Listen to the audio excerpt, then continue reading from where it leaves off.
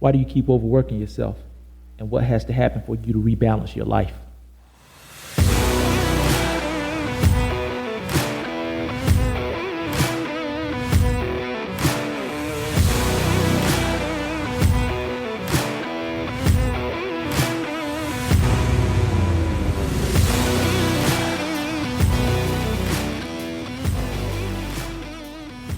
Today's topic: why do men keep overworking themselves even when it leads to burnout?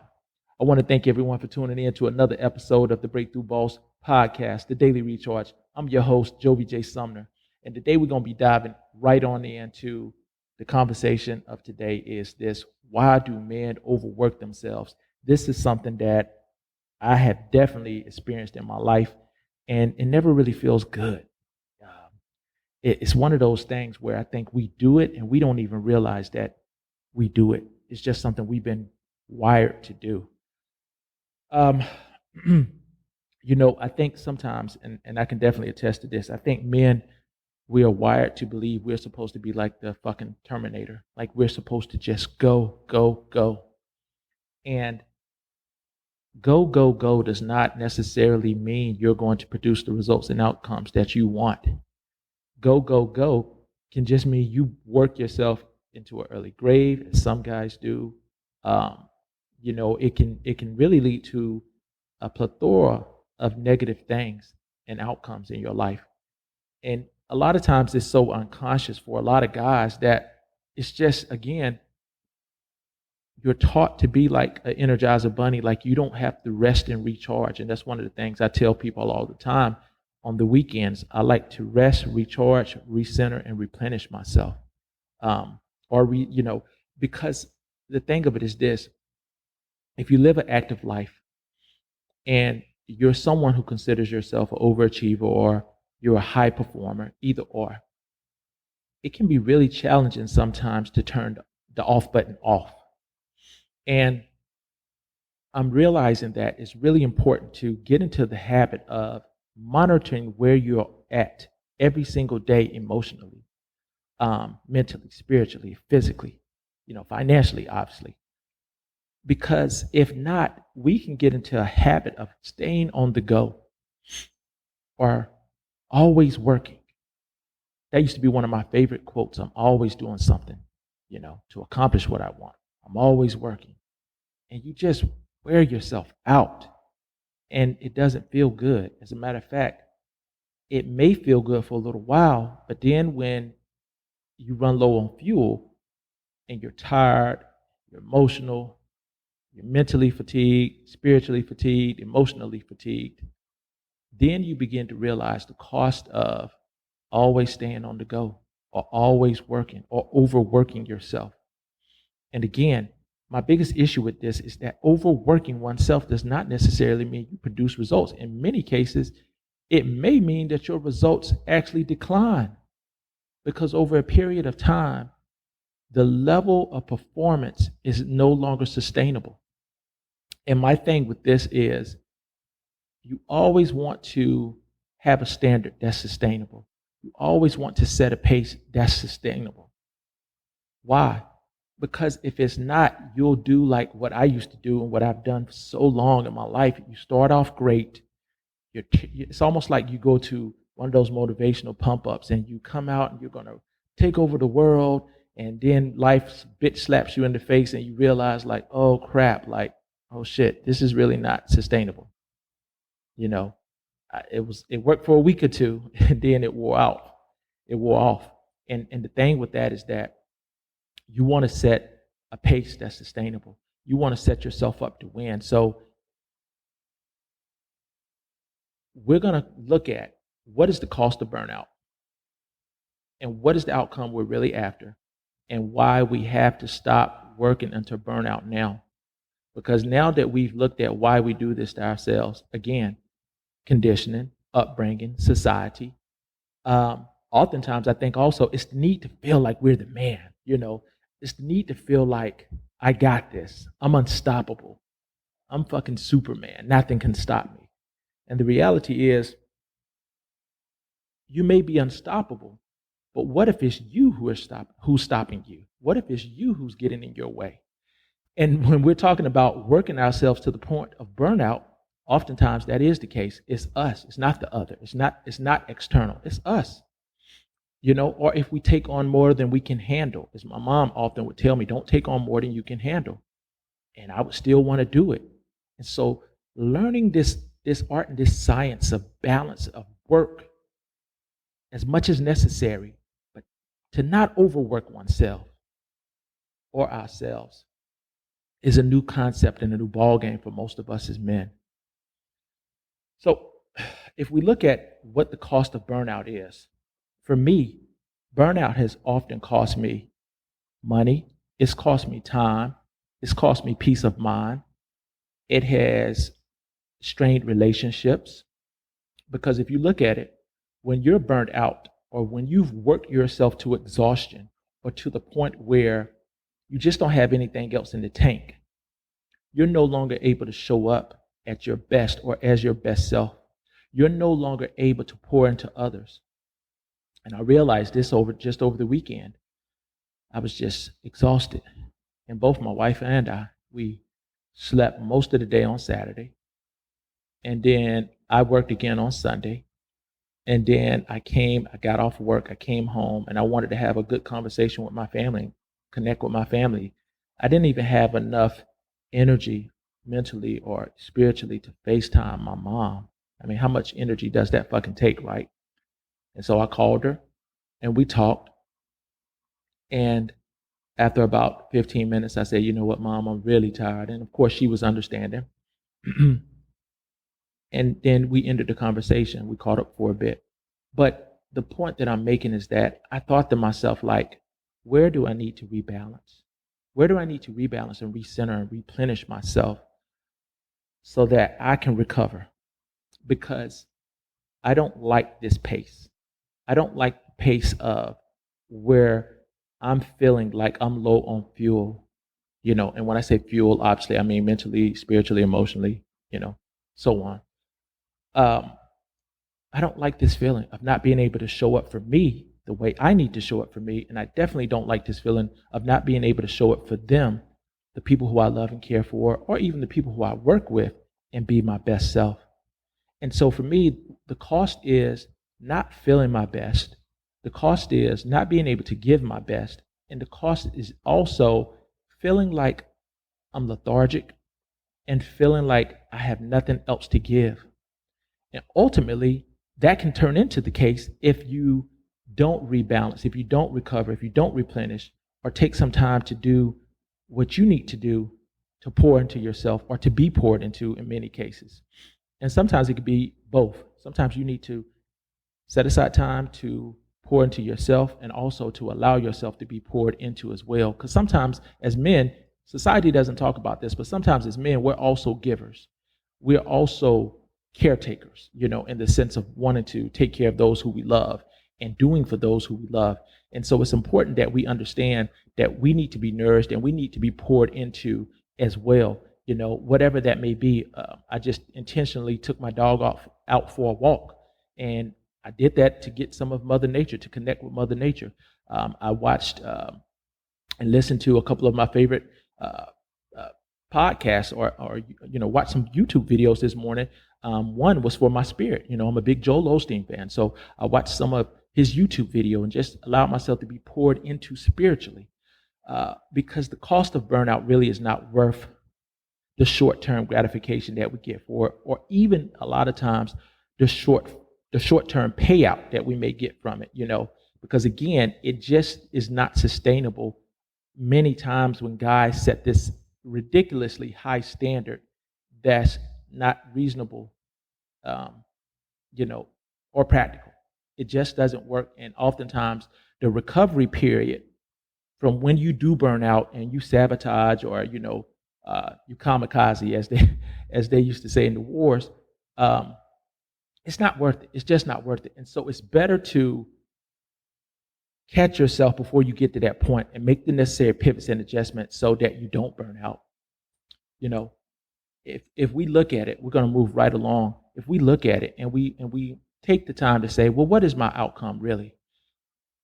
I would be willing to bet there is very few guys who would say my outcome is to burn out, that my outcome is to feel worn out, or that my outcome is to feel exhausted, or that my outcome is to not have enough time or energy to even enjoy the money that I'm making or to even enjoy myself or my life.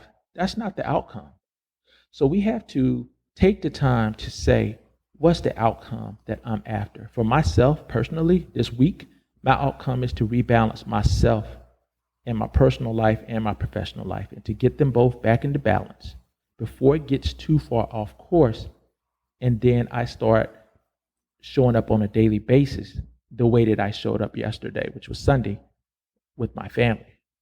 And also so that I don't show up in business the way that I know I'll show up if I don't replenish myself. So my outcome is, for me, is to recenter and replenish and recover and restore how I feel. And I say that because often we're so busy going that if we don't intentionally carve out that space and that time, we'll just keep going. Which it can become like a loop. That can become cyclical. So we have to intentionally stop and pause and make that time to say, what is my outcome?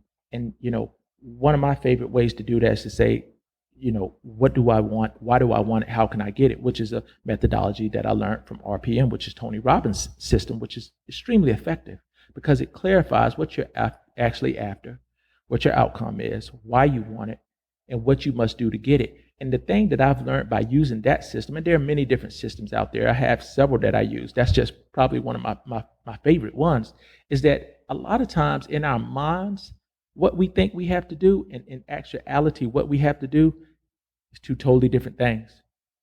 Oftentimes, in the mind, we have a million different things we have to do. And in actuality, you may only have to do one or two, or maybe three or four, or 5 or 6 of those things to get your outcome. And if you look at it, you can see how that simplifies, even from a mental perspective, how many things are necessary for you to accomplish your outcomes. And that is a totally different psychology, but it's a psychology that works. Because if you don't have the right psychology towards pursuing your outcomes, it is so easy in our modern day society to feel mentally overloaded, which will cause you to feel spiritually and physically, and maybe even financially or professionally overloaded, just from mental exertion, just from the thought of thinking of taking on another thing. And I played this game before, so much to the point where you keep adding on more stuff, adding on more stuff, adding on more stuff. And here's what happens. If you add on more and more, what actually happens is after a while, your brain or your central nervous system will shut down and say, fuck you. I'm not doing anything else because I'm doing everything that I can do to help you accomplish what you want already. So you have to simplify your game, and you have to clarify what your outcomes are. And when you clarify what your outcomes are, it makes the game so much more easier to win and so much more simpler to play. And it actually becomes fun again. But when we get to the point where it's just another to-do to add to our list, just to check off to make ourselves feel good, and we add up too many of those to-dos, we start feeling overloaded. And we start feeling overloaded, you start feeling under pressure. You start feeling under pressure, you start feeling exhausted. When you start feeling exhausted, you're now leading to burnout, and you may not even realize it. And this is why it's so important to nip it in the bud as soon as possible. And you can just do a few simple things, such as just checking in with yourself, or maybe an accountability partner, maybe even your wife, whoever you feel comfortable with having that accountability with. I have several different people in my life. I have my buddy Tyler. I have my buddy Mike Pepler. Excuse me. I have several different people who I can check in with. I have accountability groups, and I also have myself, because it's a habit I've gotten into doing every day. And now it's gotten to the point where I do it the first half of the day, in the morning, and I'll do it in the second half of the day, typically after lunch or maybe around the time when I'm beginning my work in the afternoon, just so I can know where I'm at mentally, emotionally, spiritually, and physically, because it is important to do those regular check-ins just as much as it's important to go to the medical doctor or to go to your therapist or to go to your dentist annually and have those check-ins. This is, everything starts with you and your world. And so understanding what your outcomes are and having that clarity and simplifying how you can accomplish your outcomes, it really can take so much pressure off of you and bring you back into a place of just feeling restored and recentered and just replenished and recovered. And when you feel that way, now you are back in the game. Now you are ready to step up and win and play to win again, because you're going to show up as the best version of yourself.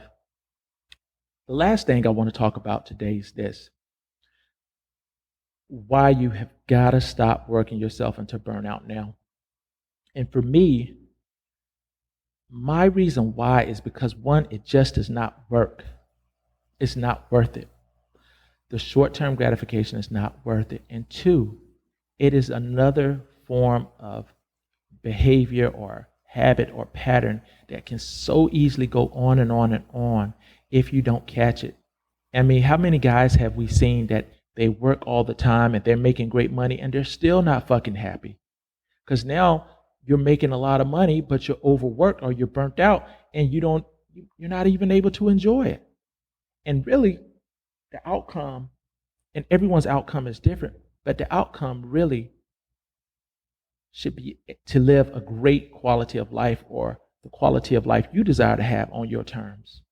That should be the outcome. The outcome is not to feel tired all the time, or to feel lethargic all the time, or to just not have the energy or the time or the money to do the things you want to do. So you want to stop overworking yourself so you can be the best version of yourself, for yourself first and foremost, and also for the people who you love and care for. And so you can also show up and show out in the business world and dominate and get things done, and still have plenty of time and money to enjoy the rest of your life as well. If you don't eliminate the patterns of overworking yourself or being a workaholic or working until you're burnt out, I guarantee you it's going to cost you. And the thing about it is, it's better to catch it on the front end than the back end, because it's almost like, this is what I've learned.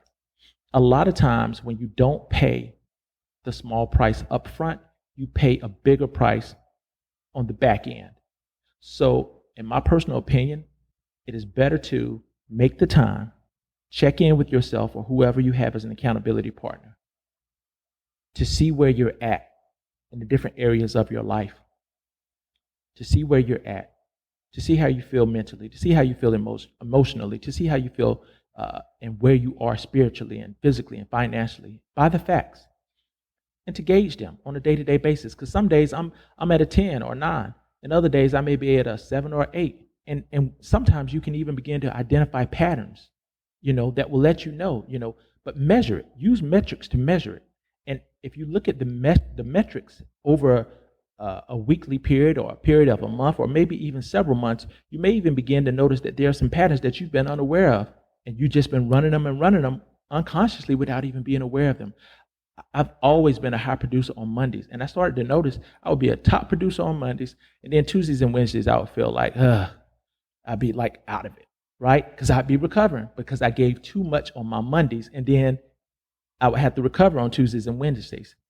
And so I'm not saying that that's unacceptable, but for me, what I had to do was monitor it so that I wouldn't give too much on Mondays and then not have anything for my Tuesdays and Wednesdays. Because to me, it was almost like it was balancing out the fact that I overperformed on Mondays, because then there was a dip on Tuesdays and Wednesdays, which again, that's okay. There are rhythms to how we perform and patterns.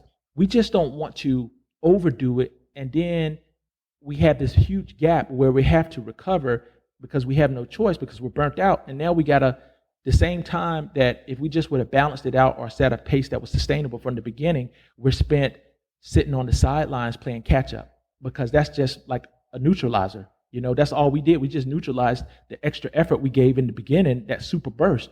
So my thing is, know why you have to stop overworking yourself. And that could be your family. It could be your own personal mental, and spiritual peace or empowerment, or just so you want to feel good. You want to feel liberated and empowered and at your best every single day when you wake up and go out and do the things you have to do.